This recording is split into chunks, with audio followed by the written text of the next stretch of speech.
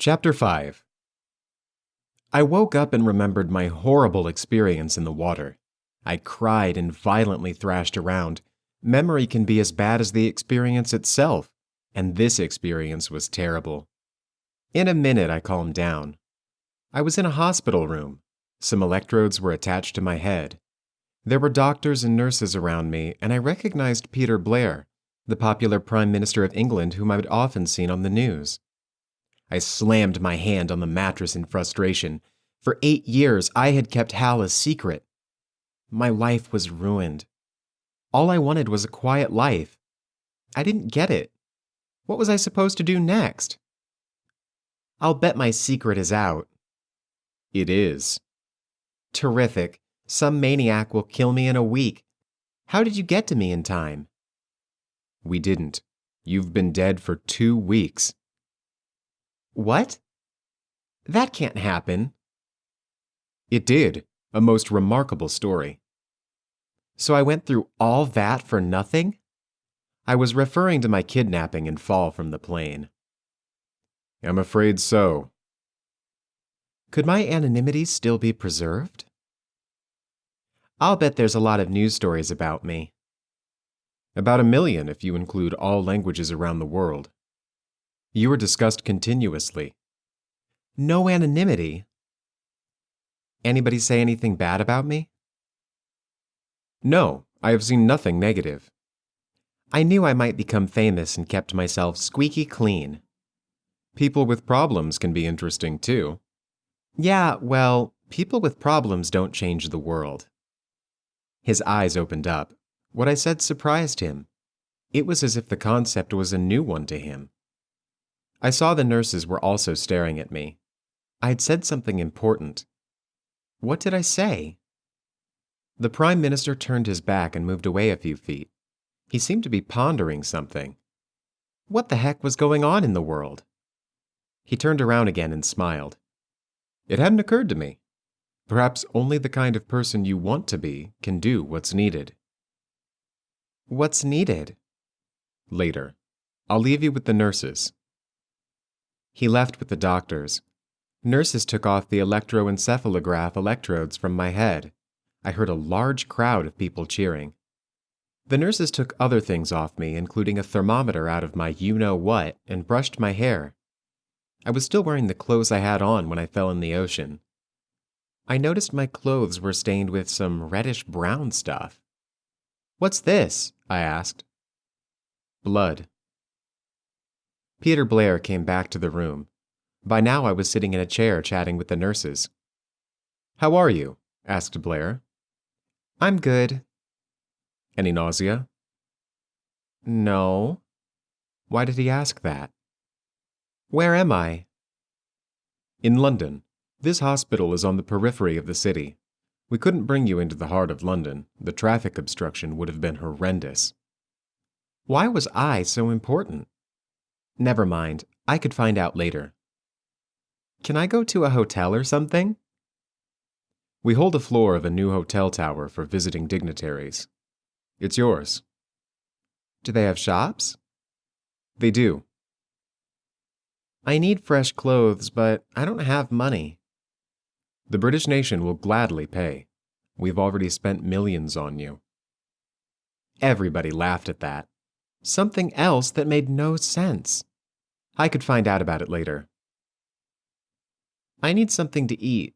They didn't feed me my last day. The nurses will get you something. He left again, and the nurses got me some fish and chips. Blair came back. How was your stomach taking the food? Fine. That's the second time you asked that. The doctors warned me you might revive briefly but soon sicken and die. It would be like radiation sickness. First, nausea within the hour. Then, rapid deterioration. It couldn't be stopped. I'm glad it didn't happen. What? More mysteries to find out about later. Can I go to the hotel now? Of course, but first, would you mind coming upstairs to the sunroom and let television cameras see you? Your family will see you. Sure. Having Steve and my parents see that I was alive was too good to resist. The Prime Minister and I left the room. The Prime Minister's people followed as we walked towards the center of the building with greatly excited hospital staff and visitors cheering. There was a staircase near the front entrance. We went up to the second floor and walked to a patient lounge which had observation windows on 3 sides. This hospital was on the outskirts of London with plenty of open space in front. Peter Blair guided me to the center window. A crowd of people large enough to fill a dozen NFL stadiums waited. In a moment, they spotted me and cheered. 500,000 people cheering for me. I felt a thrill going up and down my spine. I was not used to this kind of attention and had no set responses like a seasoned celebrity would. I stared out at them, amazed that they would find me so interesting. I was in my usual youthful situation of wondering what was going on. "Why are they here?" I asked the Prime Minister. "It took 14 hours to revive you. People like that. The suspense, you know." Television camera crews had claimed the spaces closest to the hospital and aimed their cameras at me. The world saw me standing in my blood-soaked clothes. People held up hand-painted signs.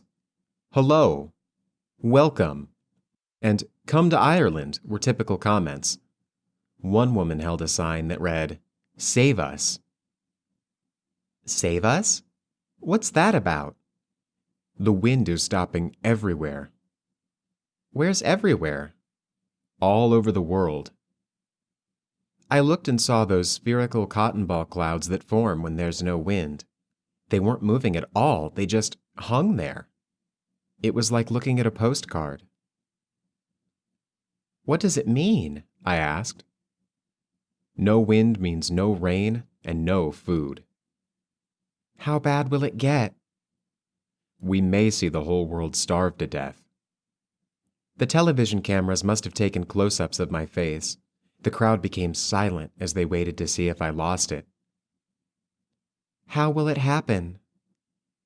Only the coastlines will have enough rain to grow a few crops. The inland areas will turn to desert. Europe and the United States can survive for 2 years by marshaling all their resources. Every square inch of the coasts will be cultivated. Unfortunately, the rest of the world can't do this. We'll lose 1 billion people in the first year. Beyond 2 years, our economies totally collapse. Everybody abandons their jobs. All social structures break down. It's every man for himself. All animals are slaughtered for food. With birds extinct, the insects will multiply 1,000 times, spreading uncontrollable epidemics. In 5 years, there will be few of us left. The world is dying. Horrible! Inconceivable! And I was supposed to do something about this mess? I didn't even know how it happened. The crowd was absolutely still. They knew I'd just learned the facts of life, and my reaction showed I didn't know what to do. This unimaginable horror was likely to be their future. No wonder they came here to see me. I walked inside and stopped at a nurse's station.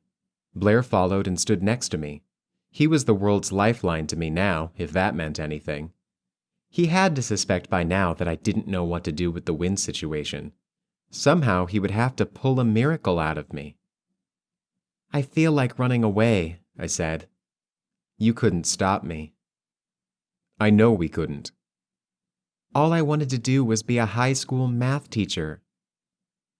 You can teach millions something more important. When the world falls apart around us, we look within ourselves and find ourselves. Show us what's within you. I had no response to that. How did I know what was within me? Nothing could have prepared me for this kind of challenge.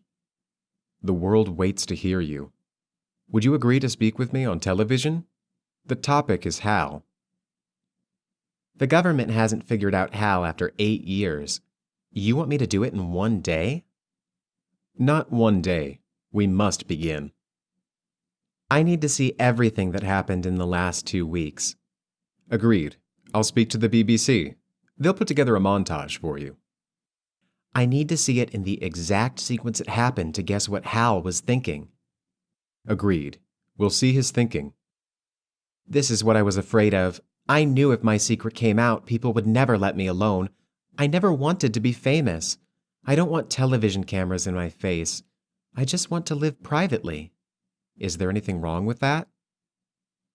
There isn't. We'll shelter you as much as possible. Shall we go to the hotel? Sure. It won't take me long to pack. He laughed. I had nothing but the clothes on my back. London's skyscraper district had a new 60-story hotel with 2,000 rooms and every amenity. We arrived unexpected. A crowd gathered immediately as we walked to the desk. Mrs. Hartley needs a diplomatic room on the government floor, the Prime Minister announced. The desk clerk signaled a young female hotel worker to follow. We went up to the 58th floor. My room was a suite with 2 bedrooms, a separate sitting room, and kitchenette. It was far better than any hotel I stayed in before. The desk clerk, who also went up with us, said, "Nancy will attend you this evening." Nancy was the hotel worker. "At your service, Mum," she said to me, very excited about her assignment. The men left us 2 girls alone. Blair said it would take some time for the BBC to put together the montage. There was a lot of film to edit. I turned on the television, and of course, most channels were talking about me. I stumbled upon a channel that was showing the wedding of Prince William and Kate Middleton. "That happened a long time ago," I said to Nancy. "Why are they showing it now?" "People need cheering up.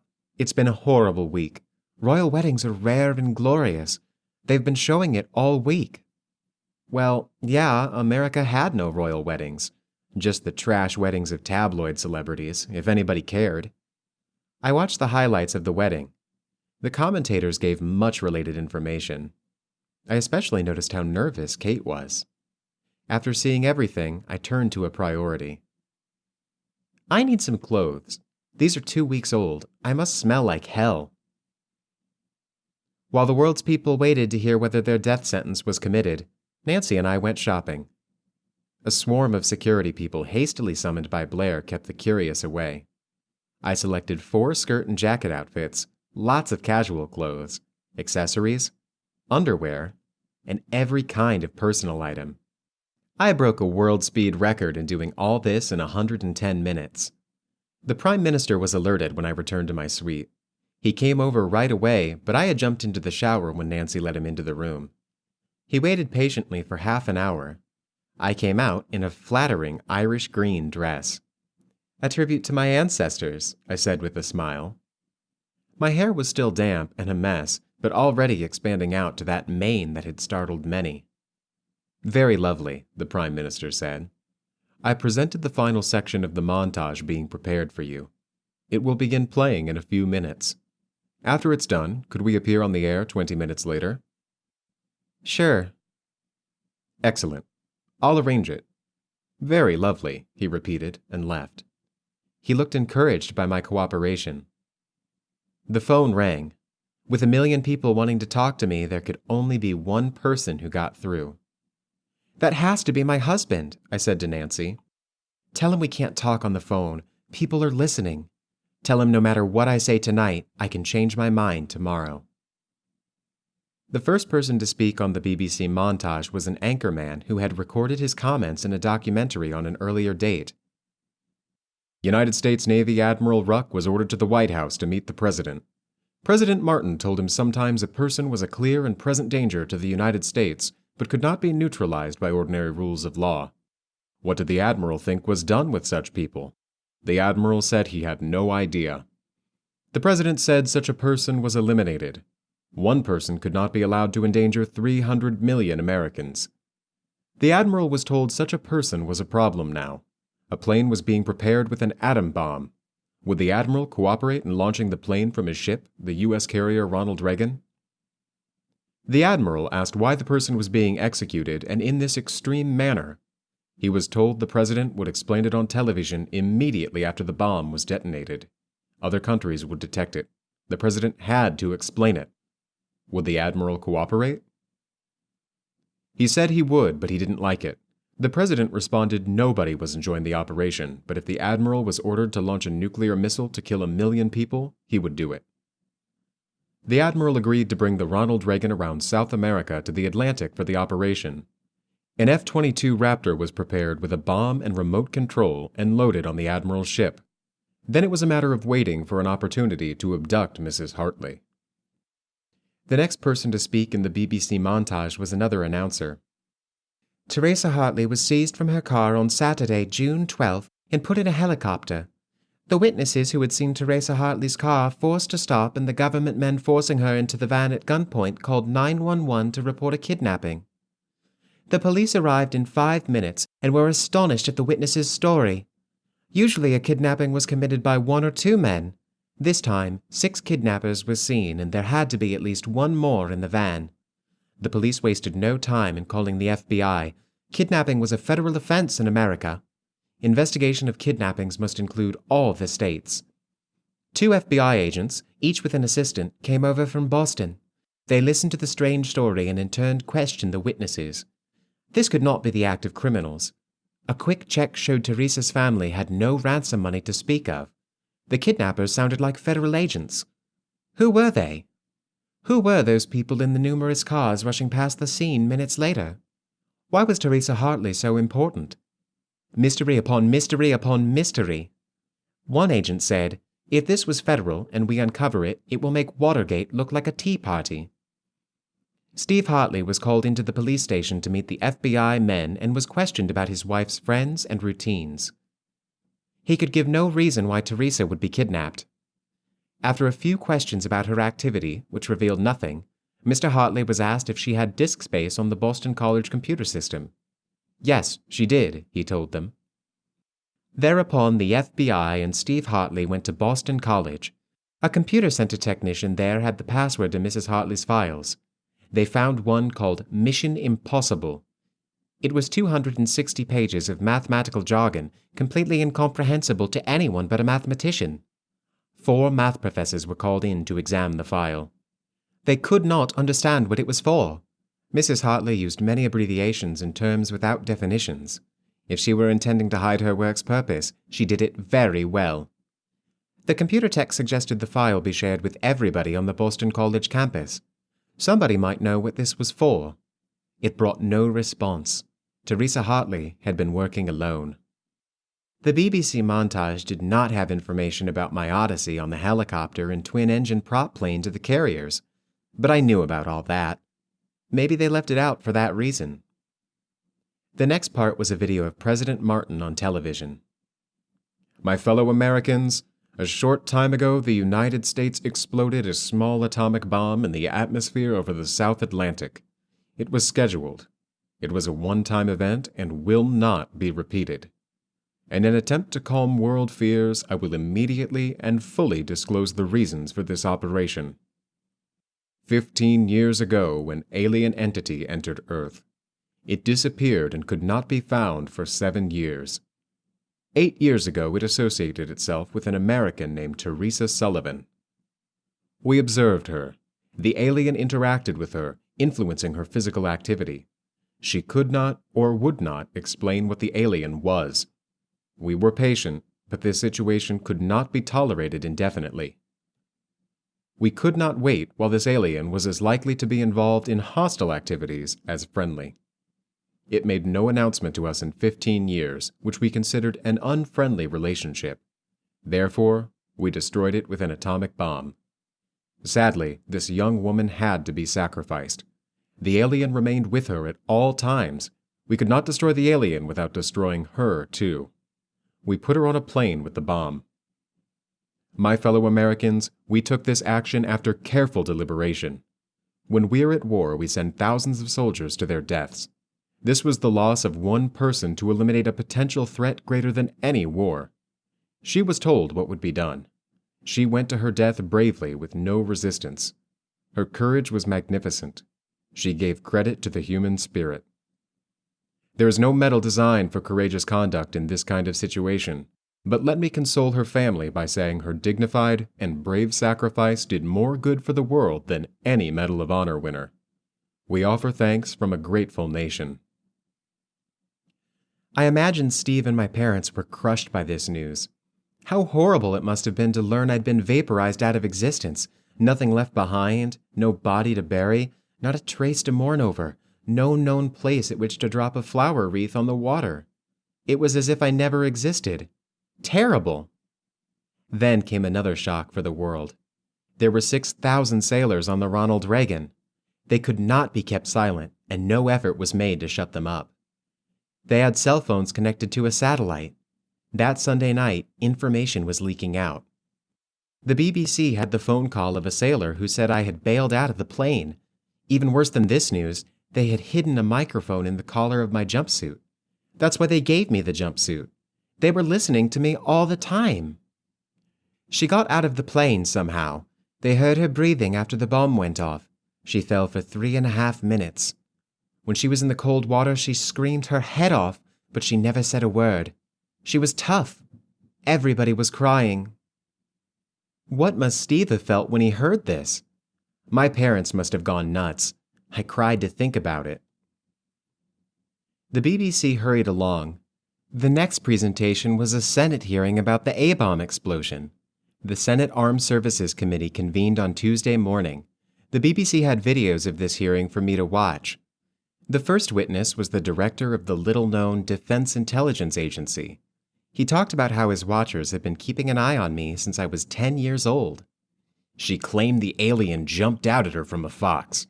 We still don't know if this was true or a little girl's imagination. We do know something remarkable happened to her. After describing how I came to their attention, he testified there had been up to 400 people at a time assigned to watching me. He explained it was very difficult to follow somebody for years without being detected. People had to be changed frequently or be noticed. Then he got to the part that I found most interesting. The most difficult kind of tailing is following somebody around on a college campus. A stranger is easily recognized, but we knew her schedule and where she should be every hour. We'd have somebody walk by at a distance of 100 feet to confirm her movements, except that she might not arrive somewhere at exactly the same time every day, and we had to keep our people moving. We'd send 20 or more people by a spot in 30-second intervals. 1 or 2 of them would spot her. All of these people walked around the college and were never noticed? Actually, they were, but never by the students. The first week Theresa was in BC, the campus police saw 2 of them and took them to the station. Theresa Hartley was called in. She told them to call their supervisor, who called me, and I called the president. The president called the campus police and told them to keep it quiet. We made an agreement with the police. We told them our people were there to protect a matter of national security. We told them no more than that. Our people all had DIA credentials. The police accepted them. That seems unusual, their accepting your people's invasion. Not at all. We pointed out to the police that our agents would be on the lookout for suspicious characters. They were helping the campus police. The 2 forces were very friendly about it. And did none of these hundreds of watchers tell the police why they were watching Theresa Hartley? They didn't know. They were told not to speculate. That's incredible. At least one of them should have talked to the press. That's the interesting part, Senator. If we had only 20 watchers, some of them would think the taxpayers' money was being wasted on something not that important. But since we had up to 400 watchers, they believed this operation was a life-or-death matter for the United States. None of them broke rank. How much did this surveillance cost over 8 years? Approximately $500 million. There wasn't much more for the DIA director to say, except that he hadn't known about President Martin's operation. So Jan Struthers was not part of it. The director was soon dismissed. The next witness was the CIA director. It was his men that had taken me to the carrier. He said the Defense Intelligence Agency had briefed him about the alien and Theresa Hartley 4 months ago. Then the president ordered him to organize a team of agents to abduct me and bring me to the aircraft carrier. The director said it had been difficult to assemble a team. Most men refused to participate. "But you had no qualms, sir?" asked the chairman. "Of course I did, but I tended to agree with the president. The situation could not be ignored." "Were we in danger?" "Who can know, Senator? Can you tell me whether or not we are in danger now?" "We have learned she escaped the plane. How could that happen?" "We don't know." "Could she open the canopy?" "No, it was locked down. The release was disabled. 2 sailors at the scene will testify to that." "Could she break it open?" "Impossible. It's a 3/4 inch sheet of high tensile strength plastic. Unbreakable. Bullets bounce off it. Could she push it out? Not possible. It was held in by many steel pins. An elephant couldn't push it out. How did she live through the fall? There are cases of people falling into water from great heights and surviving. It's rare. The mistake people make is thinking they should enter the water head first or feet first. Wrong. That will kill you. You need to go in spread out horizontally to let the entire body absorb the shock. It happened recently. An American woman fell 1,500 feet into a lake when her parachute backpack failed to open. She suffered no injuries. How far did Theresa Hartley fall? The canopy opened at 57,900 feet. That's 11 miles. It took 3.5 minutes to reach the water. Why did she scream in the water? It was partly panic. All jumpers scream, but she never made a sound on the way down. We can't explain that. What about the cold water? Definitely painful, mostly in the bones of the extremities. It's not like they show you in the movies. Do you have a recording of the woman? There was one. Admiral Ruck threw it in the ocean. Just as well, said the chairman. The BBC said the committee milked this witness for 1.5 hours. They asked the most detailed questions about things that were not important. The BBC said this was probably of no interest to me, and it was all skipped. The hearing broke for a late lunch, and a committee aide told Steve he would be called to testify at 2 o'clock. Steve's testimony had been anxiously awaited. Who better to tell the world what I had been doing with the alien than my husband? He was sworn in. The committee began on an apologetic note. We know you were called in quickly during a difficult time. We hope you understand how urgently we need to know about the recent event. Steve waved his hand without saying anything. Now then, sir, can you tell us what your wife said about the alien? She said nothing about it. A groan of surprise and disappointment arose from the crowd. Nothing? She never told you anything? Nothing. Not a word. Did she give you little hints that you didn't understand at the time? No. Did she talk about the possibility of aliens? No. Are you saying you knew and suspected nothing? That's what I'm saying. The committee chairman didn't know what else to say. He looked from left to right, offering other committee members a chance to jump in. None would touch this one. Well, sir, we are very surprised. Is there anything you want to say? Yes, Theresa hasn't been dead 48 hours, and I have 8 messages from Hollywood offering to make a movie about her. There won't be any movie. People like to see somebody get in trouble. I have bad news for you. Theresa never got in trouble. She was perfect in every way. Live with it. That's a remarkable assessment. Theresa was a remarkable person. She became an adult before she became a woman. Other girls worried about diets and hairstyles. She worried about being the mediator between the alien and the world. That's what her Major and Mission Impossible file were about. Theresa was different from the rest of us. We won't see her kind again. The chairman obviously thought it was time to get rid of this witness. Thank you for coming in, sir. Steve automatically got up and walked to the door with swarms of reporters hounding him as he walked from the Senate office building to a government car. He went back to his hotel room. The next section of the montage was about early Wednesday morning. The Ronald Reagan had arrived in Florida during the night. That young female officer who made a video of my last words was a 26-year-old Lieutenant Junior Grade Virginia Connor who was sure to be remembered. The BBC showed her video. I was waiting on the Ronald Reagan deck while the jet fighter was being brought into place.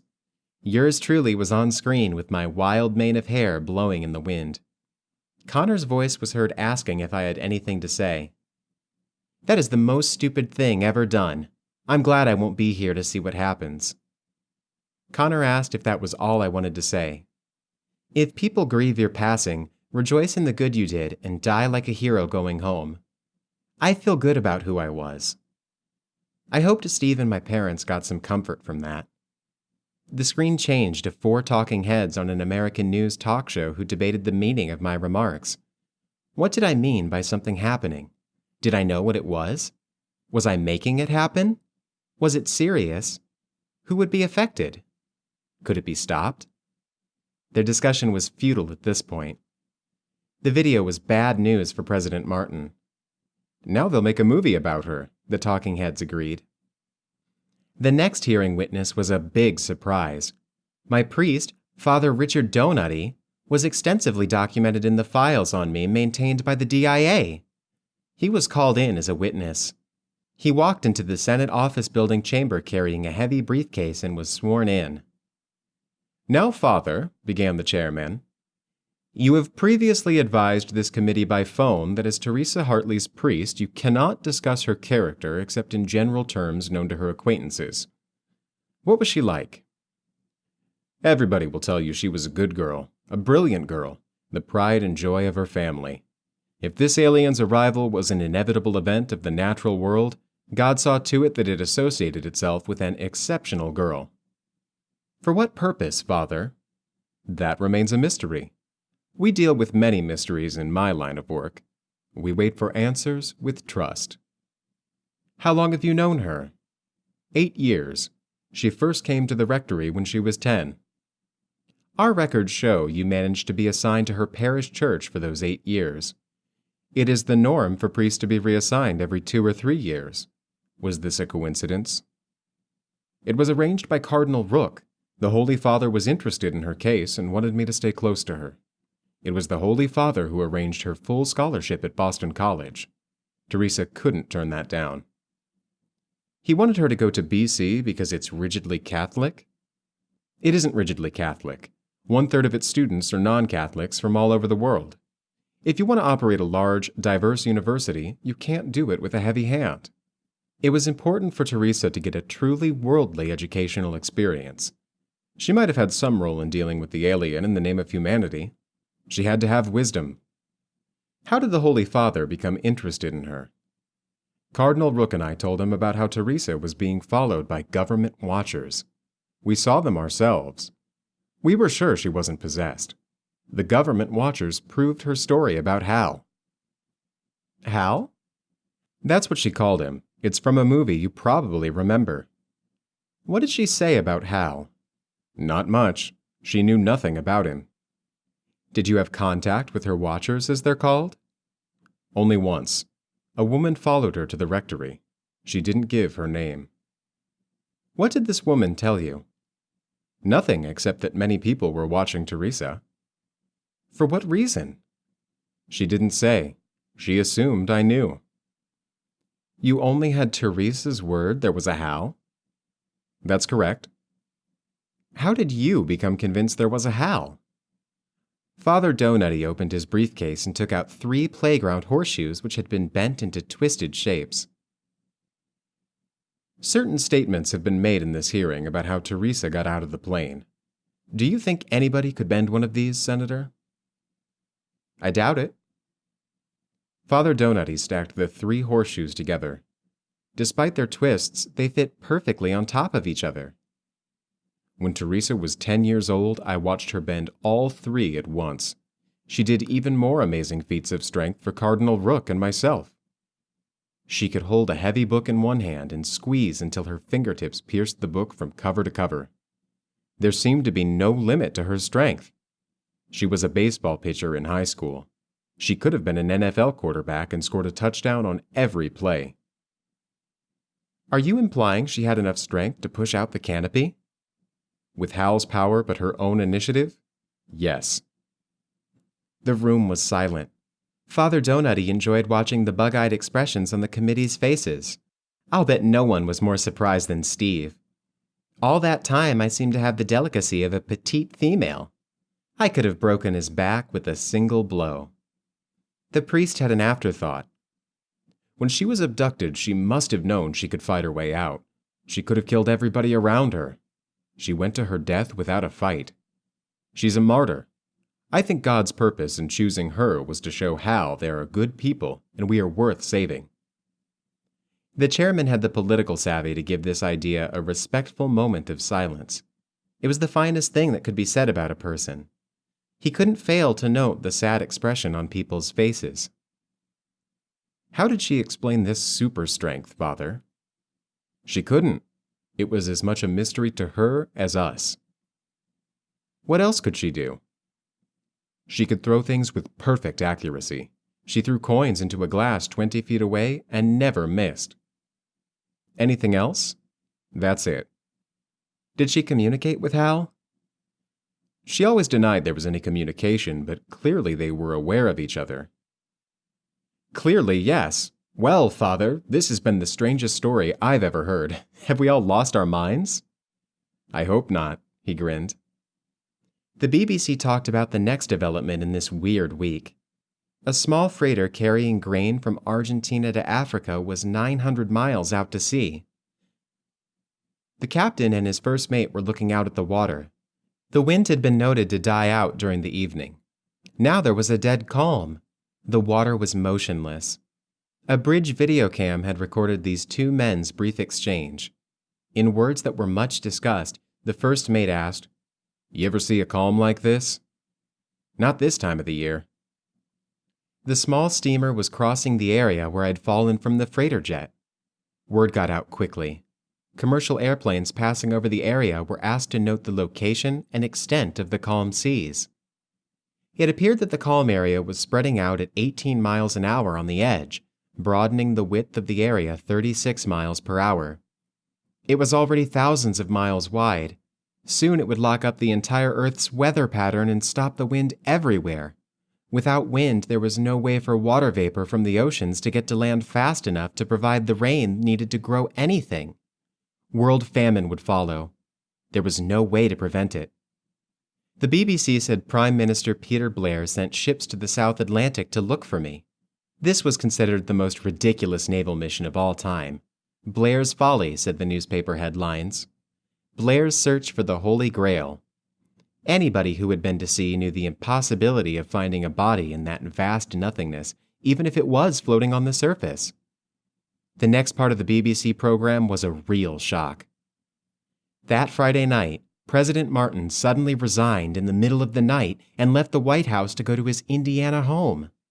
The Secretary of Defense was rushed to the White House because, according to the two-man rule, he had to confirm the president's identity before the nuclear missile launch codes could be activated. But for an hour, the United States had no president, while Vice President Veronica Stinson was asleep and unaware. Did I have any responsibility for this mess for not telling people about Hal when I was 10? You decide.